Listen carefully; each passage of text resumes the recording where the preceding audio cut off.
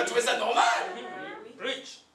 Alléluia. Je dis non, non, non. J'ai dit, frère, dans l'amour, il m'écrit, on ne sait pas, mais j'ai dit, la semaine qui suit, je vais aller les visiter.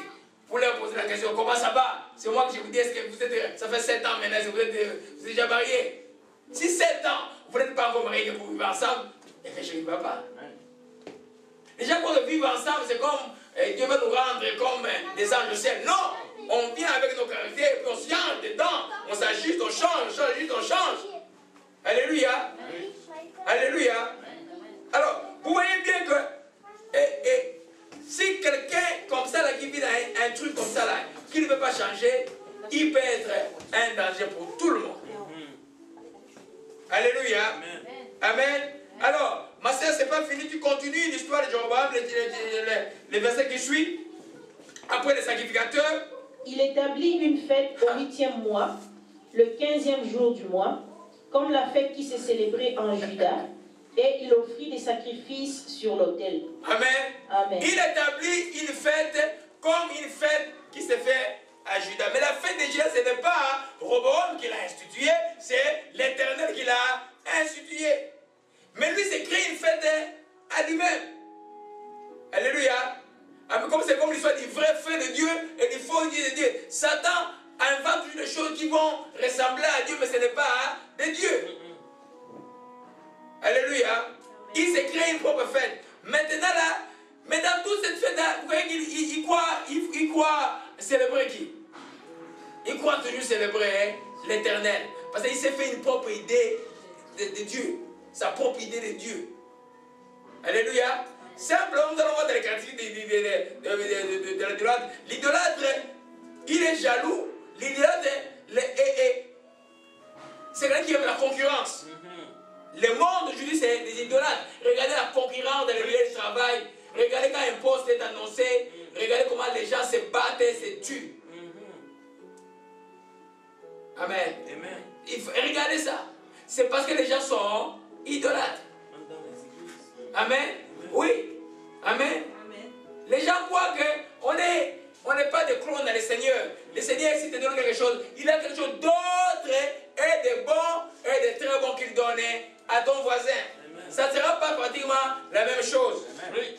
Alors, si toi tu commences à voir, non, moi je vais être comme tel là, ça ne marchera pas. Il s'est créé une propre fête à lui-même. Alléluia.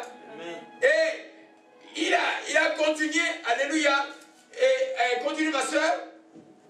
Voici ce qu'il fit à Bethel, afin que l'on sacrifiât au veau qu'il avait fait. Il plaça à Bethel le prêtre des hauts lieux qu'il avait élevés. Et il monta sur l'autel qu'il avait fait à Bethel, le 15e jour du 8e mois qu'il avait choisi de son gré. Il fit une fête pour les enfants d'Israël, et il monta sur l'autel pour brûler des parfums. Pour brûler les parfums. Et c'est à lui de brûler les parfums? Non. Ce n'est pas le roi qui brûle les parfums. C'est les sacrificateurs qui brûlent les parfums. Amen. Donc, il bouleverse tout. Il est dans un désordre total. Alléluia. Amen. Et vous allez voir que quand on prend le spirituel là pour nous aujourd'hui, c'est pas on dit, on a vu la fois passée que l'idolâtrie est la source de toute forme d'immoralité, de tout chaos. Parce que l'homme en lui-même ne peut pas avoir créé une idée du bien ou du mal. C'est Dieu qui définit cela et l'homme choisit. Mais si tu te fais ta propre idée, à un moment tu vas commencer à appeler le mal bien, mal. Et c'est ce qui arrive dans la vie d'idolâtre. Quand il fait ça, il croit qu'il fait ça à l'honneur de l'Éternel. C'est très compliqué comment de voir. C'est pourquoi la vie, il faut se connaître. Quand il sent un zèle de jalousie, tu veux faire des choses dans ta vie par comparaison, tu as un danger de mort. Amen. Alléluia. Les choses, quand il veut faire les choses, parce que moi je vais être comme la sœur telle, moi je vais être comme les frères tels, moi je vais être comme... Non, non, non. Toi tu vas être comme Dieu veut que tu sois. Preach. Et c'est unique. Amen. Alléluia. Amen. Sinon tu vas avoir des problèmes. Amen. Tu vas voir, tu vas être que tu es idolâtre. Pourquoi tu vas être comme elle? Parce qu'il y a quelque chose que tu idolâtres. Il y a quelque chose qui est plus fort que toi. Il y a quelque chose que tu aimes plus que Dieu. Et c'est cette chose qui te pousse que tu vas avoir cette chose. Tu vas être comme l'autre. Alléluia. Amen. Amen. Alors nous, vous voyez qu'il il continue au chapitre 13, l'histoire continue, et puis un prophète arrive, et il a la témérité de toucher le prophète et son bras est devenu sec. Après il te dit, prie pour moi pour que les bras se prennent. Amen. Heureusement que les vrais prophètes de Dieu ont un cœur de compassion, ils ont prié, il a prié, et puis la mer est devenue normale. Alléluia. Amen. Donc c'est pour nous dire simplement que l'idolâtre grandira dans le mal. Que ton idolâtrie soit par rapport au statut, et que ton idolâtrie soit par rapport, et c'est toi qui adores la création à la place de Dieu, ou tu adores un homme ou une femme, ou tu adores une idée, une idéologie, une philosophie, tout ce que tu peux adorer qui vient de l'homme, je te dis que tu es dans un gouffre sans fin. Tu vas rejeter Dieu, tu vas avoir ta propre idée de Dieu, tu vas tomber dans l'immoralité et tu vas grandir dans le mal. Amen. Preach now. Amen. Nous venons dans des pays où vous entendez les gens qui nous dirigeaient, vous écoutez les choses que les gens faisaient. Une fois, je suis allé, vous savez, au Congo, il y avait une fête de mort. Une fête de mort au mois d'août. Alors, mon oncle était mort, on l'a atterré à ce qu'on appelle le cimetière de la Gombe. Amen. Amen. Et puis j'arrive, amen. Il y a des personnes qui la place là, il y a des personnes qui se battent. J'espère que ce n'est pas spirituel là. Amen. Amen. Alors, finalement, j'arrive dans le cimetière. Quand j'étais étudiant au campus, chaque mercredi, j'allais pleurer sur la tombe de mon oncle. Pour mon oncle est mort très jeune. Il était, c'était mon idole. Tu vois, il était, tu vois, ton oncle, le premier ingénieur automobile du Congo qui vient d'Allemagne, et puis ça, lui, mes habilités mécaniques là, c'est familial. Et puis, lui, il vient, tu vois, un véhicule, il est ingénieur, lui, c'est un quelqu'un qui dit, fais ça, et puis, mon oncle était mon idole. Et puis, il me prenait comme son fils, c'était une guerre entre mon père et lui. Et puis, je le ressemble totalement. Alléluia. Et puis, mon oncle est mort. Moi, j'étais étudiant. J'allais chaque mercredi sur sa tombe pleurer.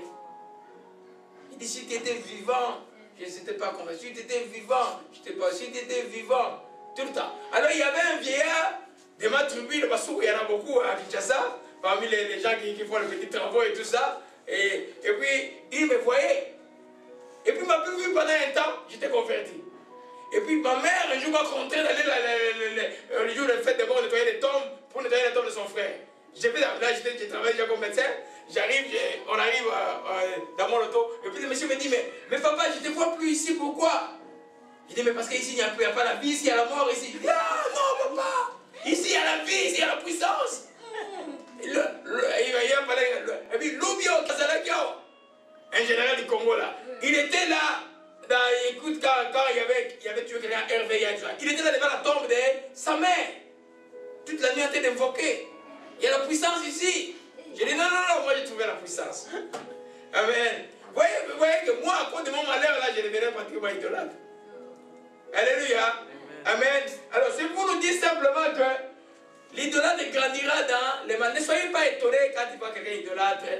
Même ton chef qui est franc-maçon, qui est qui que ce soit, qui te sourit le matin, et puis le soir, il te retrouve sur la liste de l'offre, tu es en train d'être envoyé. Mais il t'a dit bonjour, yes, oui, bonjour, comment ça va? Et puis le soir, tu vois la liste que tu dois être envoyé. Amen. Parce que c'est ça l'idolâtre, parce que l'idolâtre n'a pas le cœur de Dieu. On ne peut pas manifester l'amour si on n'a pas Jésus-Christ de Nazareth. On va se retrouver dans l'amour éros, qui est l'amour intérêt. Alléluia. Et l'idolâtre a cet amour justement d'intérêt. Alléluia. Amen.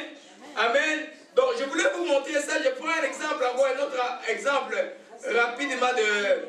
Bon, je vais laisser Saul, je vais vous parler Alléluia. Je vais vous parler un peu d'Akab, n'est-ce pas? Rapidement. Alléluia. Comment on peut parler d'idolâtrie sans parler d'Akab? Alléluia. 1 roi 16. Alléluia. 1 roi 16. Amen. Alléluia. 1 roi 7, verset 30 à 34. C'est toi qui lis aujourd'hui parce que j'étais la grande absente. Ça se déplace dans l'enseignement. Amen. J'ai lu au nom du Seigneur. Amen. 1 roi 16, verset 33. 30 à 34. 30 à 34.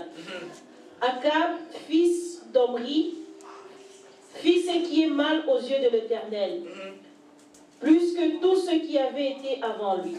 Et comme s'il c'eût été pour lui peu de choses de se livrer au péché de Jéroboam, fils de Nébat, il prit pour femme Jézabel, fille d'Ethbal, roi des Sidoniens, et il alla servir Baal et se prosterner devant lui. Il éleva un autel à Baal dans la maison de Baal qu'il bâtit à Samarie. Et il fit une idole d'Astarté. Akab fit plus encore que tout le roi d'Israël qui avait été avant lui pour irriter l'Éternel, le Dieu d'Israël. Amen. Amen. Amen. Regarde Akab, qui est la descendante de Jéroboam. Regardez là où il est arrivé. On a vu quand on a donné l'enseignement à l'introduction que à la règle de la multiplication de la malédiction. C'est-à-dire que dans la famille, si toi tu étais idolâtre, la Bible dit que tu étais dans une génération et maudit jusqu'à la 3e, 4e génération. Si ton fils vient ne se répand pas, ça se multiplie. Hein? Et puis ça se multiplie, ça ne va pas terminer. La malédiction va continuer de génération en génération. Alléluia. Mais regardez un peu Akab, on dit que, ma soeur, tu peux me lire rapidement le verset 30. Akab, fils d'Omri, fit ce qui est mal aux yeux de l'Éternel, plus que tout ce qui avait été avant lui. Amen. Amen. Non seulement il était roi. Vous voyez qu'un roi qui va épouser un roi d'Israël. Israël est la notion de l'Éternel. Il s'appelle Israël parce que c'est Dieu qui a donné ce nom. Et puis son roi va épouser d'un idolâtre. Ethbal. Ethbal, c'est comme roi de la nation de Baal. Il va épouser la fille.